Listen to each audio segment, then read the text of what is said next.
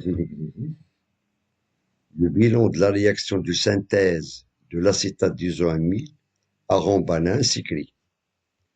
L'acide acétique plus l'alcool isoamylique donne de l'acétate d'isoamyle plus l'eau.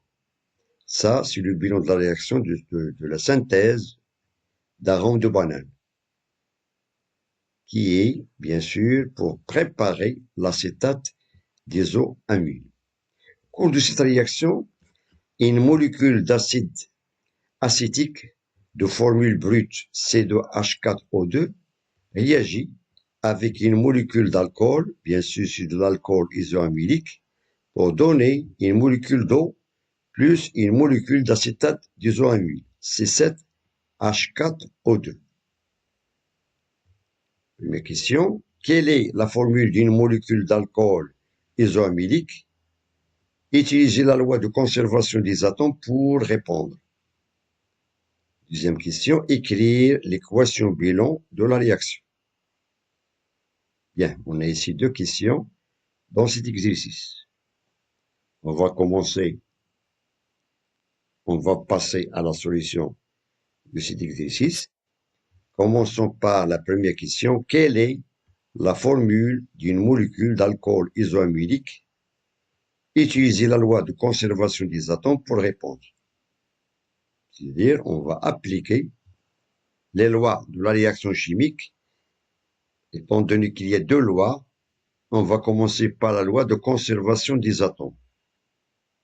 Bien, on passe maintenant à la solution. Donc, la question est de calculer, et de déterminer la constitution de l'alcool isoamylique. Donc, l'alcool isoamylique est constitué de, voilà. Donc, on va écrire le bilan de la réaction de synthèse de l'acétate d'isoamyle. Ça s'écrit sur la forme l'acide acétique plus l'alcool isoamylique. Il va nous donner de l'acétate, bien sûr, d'isoamyle plus l'eau. Ça, c'est le bilan de la réaction. Bien. Donc, on sait que la formule brute de l'acide acétique s'écrit sur la forme C2H4O2. Et la formule brute de l'alcool isoamylique, il est inconnue.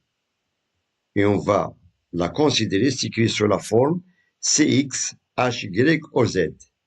CX, il a X atomes de carbone, Y atomes d'hydrogène et Z atomes d'oxygène. Il va nous donner bien sûr l'acétate d'isoamyle de formule brute C7H4O2 plus la formule de l'eau qui est H2O. Donc ce sont des formules bien sûr de chaque constituant de cette synthèse de l'acétate d'isoamyle. On a ici les deux réactifs, voilà, c'est C2H4O2 plus CXHYOZ, et les produits formés, c'est C7H4O2 plus l'eau qui est H2O. Donc, pour déterminer la constitution de l'alcool isoamylique, bien sûr, on doit appliquer la loi de conservation des atomes. Bien. Donc, la loi de conservation des atomes, on va commencer par l'atome du carbone. Donc, on va compter le nombre d'atomes de carbone dans les réactifs, bien sûr, qui doit être égal au nombre des atomes de carbone dans les produits. Bien, on sait que la loi dit que on a conservation des atomes, c'est-à-dire que les atomes qui se trouvent dans les réactifs sont les mêmes que dans les produits en genre et en nombre. On va commencer par l'atome du carbone. Bien. On a ici 2 atomes du carbone plus X atomes de carbone est égal à 7 atomes de carbone dans les produits. Donc, on a ici une équation de l'inconnu. Donc, on tire X est égal à 5. Bien. Donc, la molécule de l'alcool isoamylique contient 5 atomes de carbone. Et on va appliquer la même chose pour l'atome d'hydrogène. Bien. On a ici 4 atomes d'hydrogène dans l'acide acétique, plus Y atomes d'hydrogène dans l'alcool isoamylique.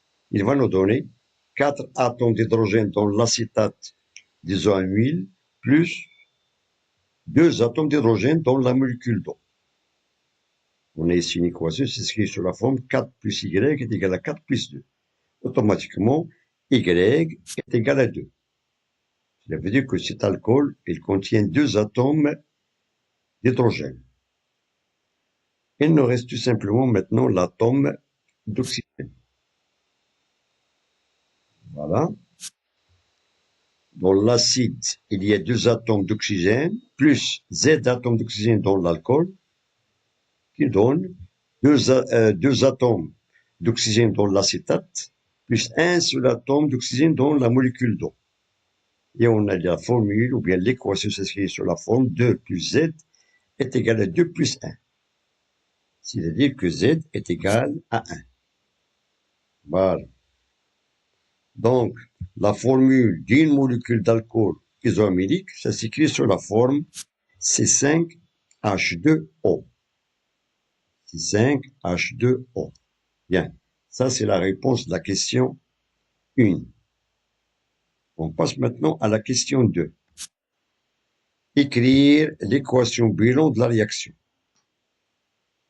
L'équation bilan de la réaction avec ces formules brutes de chaque constituant. On a ici des réactifs et des produits. Voilà. Donc, on a l'acide acétique. Sa formule brute, c'est C2H4O2. Et la formule brute de l'alcool isoamylique est de C5H2O. Il va nous donner, voilà, l'acétate d'isoamyle de formule C7H4O2 plus l'eau. Et on aura l'équation, ça s'écrit sur la forme, voilà, C2H4O2 plus C5H2O va nous donner bien sûr la formule de l'acétate C7H4O2 plus chaque équation chimique doit être équilibrée, c'est-à-dire doit obéir les lois de la réaction chimique. Et on peut constater ici que dans les réactifs, on a 7 atomes de carbone, de même dans les produits. Voilà, 7 atomes de carbone. On a dans les réactifs, on a 4 atomes d'hydrogène plus 2, ça fait 6. De même ici, on a 4 plus 2, ça fait 6. Et il nous reste les atomes d'oxygène, 2 plus 1, ça fait 3 atomes d'oxygène. Et de même, dans les produits, on a 2 plus 1 est égal à 3 atomes d'oxygène. Donc, l'équation est équilibrée. Bien, ça c'est la réponse de la deuxième question. Donc, je vous remercie de votre attention. Bon courage et à très bientôt. لا تنسوا الإعجاب بالفيديو والاشتراك في القناة.